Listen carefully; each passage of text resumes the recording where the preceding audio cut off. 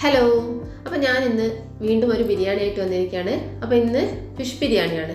അപ്പോൾ ആവോലി ബിരിയാണിയാണ് ഞാനിപ്പോൾ ഉണ്ടാക്കുന്നത്. അപ്പോൾ നമുക്ക് ബിരിയാണി ഉണ്ടാക്കിയിട്ട് വരാം.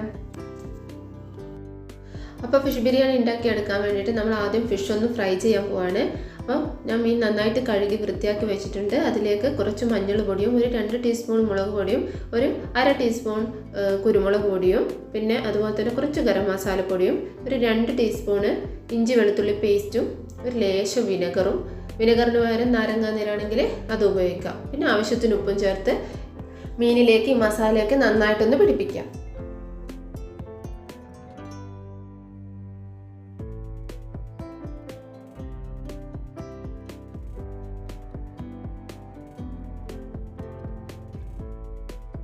അപ്പോൾ മസാലയൊക്കെ പിടിപ്പിച്ച് കുറച്ച് സമയത്തിന് ശേഷമാണ് നമ്മൾ എന്ത് ചെയ്യുന്നത്, ഇത് ഫ്രൈ ചെയ്തെടുക്കുന്നത്. അപ്പോൾ ഈ ബിരിയാണിയിലേക്ക് വേണ്ട ഫിഷ് വളരെ നന്നായി ഫ്രൈ ആയി വരേണ്ട ആവശ്യമൊന്നുമില്ല, കുറച്ച് സോഫ്റ്റ് ആയിട്ട് വേണം ഇരിക്കാൻ.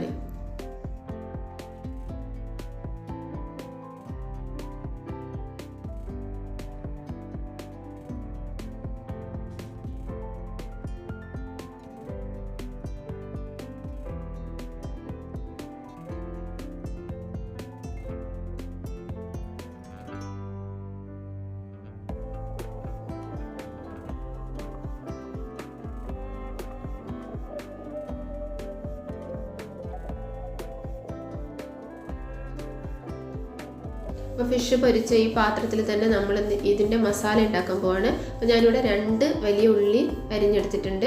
അത് ഇതിലേക്കിട്ട് നന്നായിട്ടൊന്ന് വാട്ടിയെടുക്കാം. പിന്നെ ഇതിലേക്ക് ആവശ്യത്തിനുള്ള ഉപ്പും കൂടെ ആഡ് ചെയ്യാം. എന്നിട്ട് നന്നായിട്ട് വാട്ടിയെടുക്കണം. ഇനി ഇതിലേക്ക് 2 പച്ചമുളകും കൂടി ഇടുകയാണ്. പിന്നെ ഒരു 2 ടീസ്പൂൺ ഇഞ്ചി വെളുത്തുള്ളി പേസ്റ്റും കൂടി ആഡ് ചെയ്യാം.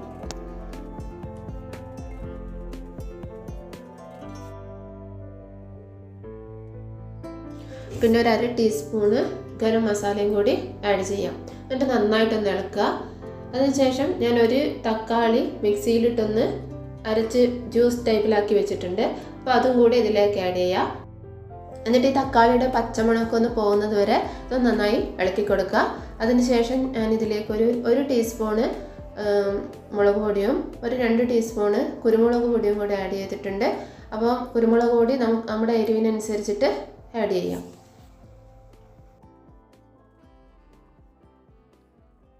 അപ്പോൾ ഞാൻ നേരത്തെ ഒരു ചെറിയ കഷ്ണം ഫിഷ് മാറ്റി വെച്ചിട്ടുണ്ടായിരുന്നു. അപ്പോൾ ഞാൻ അതിലേക്ക് ആഡ് ചെയ്യുകയാണ്. എന്താണെന്ന് വെച്ചാൽ നമ്മുടെ ഈ മസാലയ്ക്ക് ഫിഷിൻ്റെ ആ ചുവ കിട്ടാൻ വേണ്ടിയിട്ട് അതും കൂടെ ഇതിലേക്ക് ആഡ് ചെയ്യുകയാണ്. എന്നിട്ട് കുറച്ച് വെള്ളവും കൂടെ ആഡ് ചെയ്തിട്ട് ഇത് നന്നായിട്ടൊന്ന് വേവിച്ചെടുക്കുക. ഫിഷൊന്ന് വേണ്ട വെള്ളമാണ് നമ്മൾ ഇതിലേക്കിപ്പോൾ ഒഴിച്ചിരിക്കുന്നത്. പിന്നെ കുറച്ച് തൈരും കൂടെ ഒഴിച്ചു കൊടുത്ത് നന്നായിട്ടൊന്ന് ഇളക്കി കൊടുക്കാം. ശേഷം നമ്മൾ നേരത്തെ ഫ്രൈ ചെയ്ത് വെച്ച മീൻ എടുത്തിട്ട് ഇതിൻ്റെ മേലെ ഇതുപോലെ വെക്കുക. എന്നിട്ട് കുറച്ച് നേരം ഒന്ന് ചൂടാക്കുക.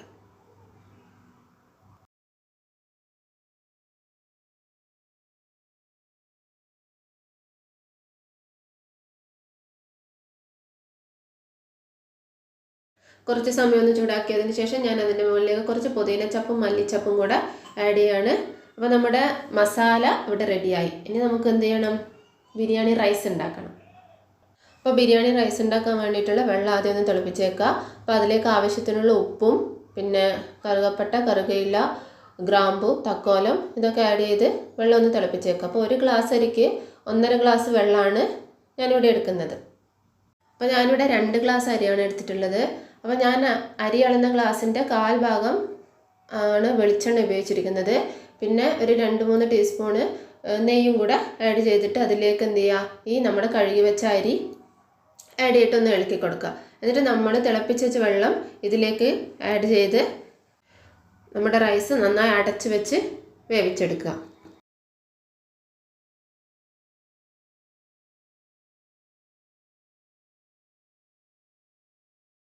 അപ്പോൾ റൈസ് അവിടെ വേകുന്ന സമയത്ത് നമുക്ക് കുറച്ച് അണ്ടിപ്പരിപ്പും കുറച്ച് മുന്തിരിയും പിന്നെ ഒരു വലിയുള്ളിയുടെ പകുതിയും എന്ത് ചെയ്യാം, നന്നായിട്ടൊന്ന് ഫ്രൈ ചെയ്തിട്ടെടുക്കാം. അപ്പോൾ ബിരിയാണി റൈസ് വെന്ത് വന്നാൽ നമ്മൾ ഇതൊക്കെ എടുത്തിട്ട് അതിൻ്റെ മേലിലിട്ട് നന്നായിട്ടൊന്ന് ഡെക്കറേറ്റ് ചെയ്യുക. അപ്പോൾ നമ്മുടെ ബിരിയാണി റെഡി ആയിട്ടുണ്ട്. അപ്പോൾ വീഡിയോ ഇഷ്ടമായിട്ടുണ്ടെങ്കിൽ ലൈക്ക് ചെയ്യുക, കമൻറ്റ് ചെയ്യുക, സബ്സ്ക്രൈബ് ചെയ്യുക.